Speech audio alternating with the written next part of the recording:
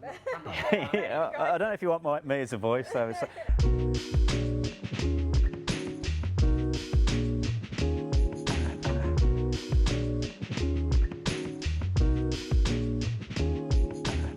It's very much using the Someday platform to educate our team. We have limited resources, so it's about building this into eventually our month-end process. It will just become part of the financial reporting each month, and then on the back of that will be the environmental impact and preparing for that, so that when we get to the reporting periods for these information requests, it's not a mad rush. It collates as we go throughout the year, much as we do our financial statements.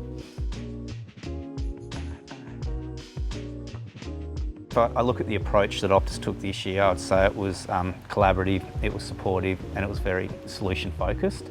And I think they achieved that by introducing the Someday platform to their supply chain. And what we got out of it as a business was probably two buckets, the first being education. So our team was able to upskill, and it was all in one place. There were videos, there were definitions, there were articles, and importantly as well, we had access to the team. So we could ring, email, are we on the right track, and get instantaneous feedback, whereas previously we didn't have that, and it was just, that in itself was probably the game changer for us.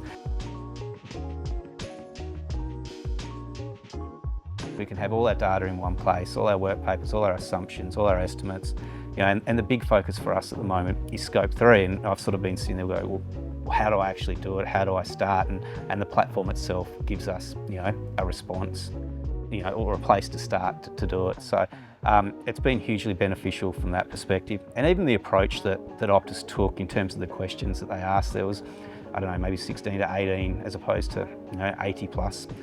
So it was less cumbersome. And I think it was more around, where are you at? Where do you have to get to, and how can we help? So, immediately it went from compliance to sort of a supporting role as well, and that's taken a lot of the angst or the anxiety out of the process for us, and it's a more positive experience because we're actually excited that yes, there is a way forward here, this is how we can do it, and it's one of those things that once you start, you just have to start, and you learn and you grow from it.